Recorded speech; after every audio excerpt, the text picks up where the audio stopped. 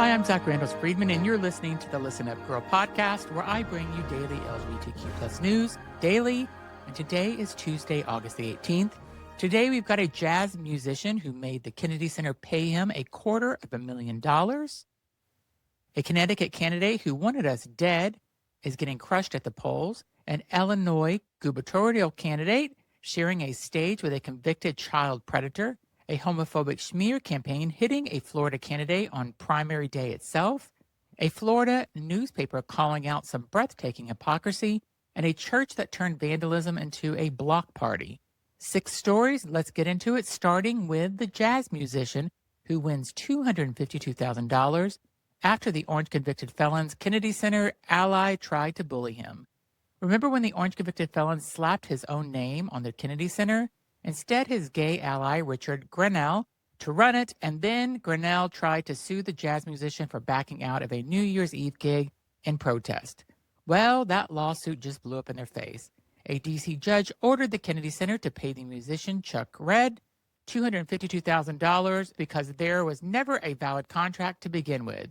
Red had refused to sign a new agreement after the Orange convicted felon's name went on the building, and Grenell responded by calling him a nobody and suing him for $1 million in damages.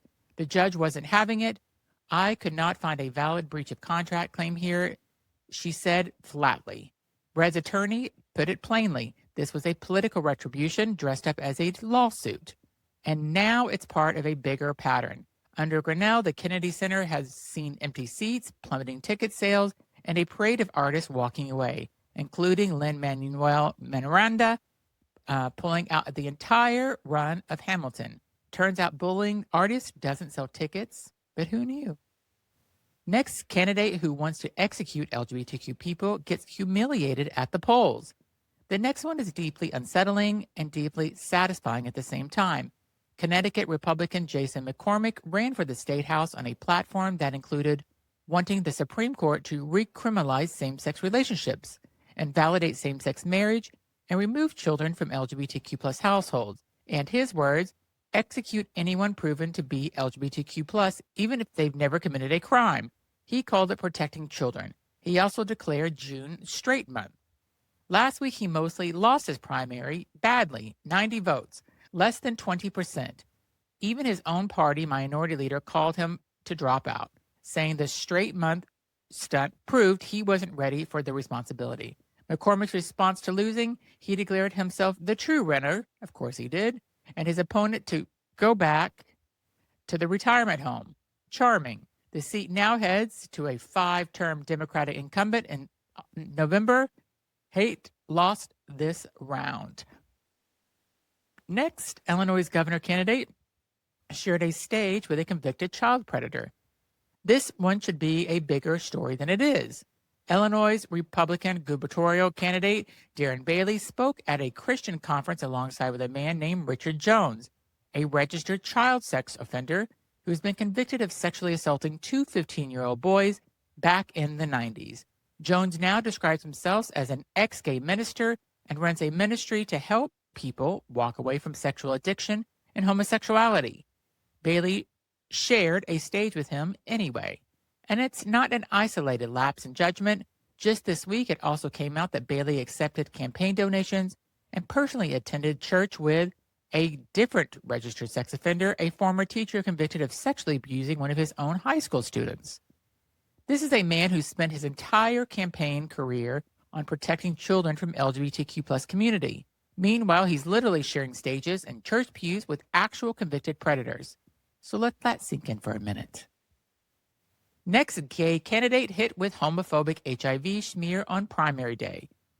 This one's happening as we speak, which makes it even harder. Florida State Senator Shervin Jones, the frontrunner to become Florida's first ever gay member of Congress, got hit with a fake text message blast this month, falsely claiming he's HIV positive. The text was designed to look like it came from an Equality Florida, the LGBTQ advocacy group that actually endorsed him. And it dreaded up an old, out-of-context 2022 news clip about him being turned away from a blood donation under a since-abandoned FDA policy targeting gay and bisexual men. Equality Florida says it has nothing to do with the text and is pursuing legal options. Falsely attributing a paid political ad to an organization is a federal election law violation. Jones responded with real grace, saying he refuses to be stigmatized anyone else in defending himself and reminding people that HIV is nothing to be ashamed of in the first place. Today, August 18th, is the primary day in Florida's 24th district. If Jones wins, he makes history, and this ugly, cowardly attack came right as the voters are deciding. Our next story is Florida newspaper calls out DeSantis admin's breathtaking hypocrisy. A Florida newspaper just handed Governor DeSantis-administration a mirror, and it is not flattering. Florida's Attorney General told Catholic school that they can't get taxpayer-funded vouchers if they require student vaccinations because, according to him, requiring vaccines somehow isn't a legitimate religious value. Meanwhile, the same schools are completely free to reject LGBTQ+ students and kids with same-sex parents because that discrimination is protected as religious freedom. The paper didn't hold back, sarcastically dubbing him Pope James for deciding he understands Catholic values better than the actual priest. Their point, Florida Republicans are fine with religious schools discriminating against queer kids, but the second a school's religious beliefs land on the wrong side of the vaccine culture war, suddenly religious freedom doesn't apply. It's not about him, it's about which discrimination they decide to protect.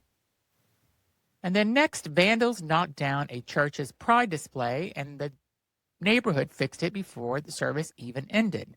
So we're closing on something that actually made me smile. A church in Fresno, California built a beautiful display outside its doors, 6 rainbow colors doors, one each spelling out God's doors are open to all. Early Sunday morning, someone kicked the doors down and crushed them. It wasn't the first time, and it happened once already this summer. But here's the thing. By the time the church Sunday service ended, the doors were already back up, not by staff, but by neighbors. People in the Tower District neighborhood saw what happened and quietly put it all back together before anyone even finished their coffee hour. These doors weren't just built by the congregation. The church wrote they were built by kids, teens, and adults who believe that the big red church and the doors are open to everyone. Now they're raising money to build something even bigger. Hate keeps knocking, the community keeps rebuilding, and that's the story every time. Love those positive stories.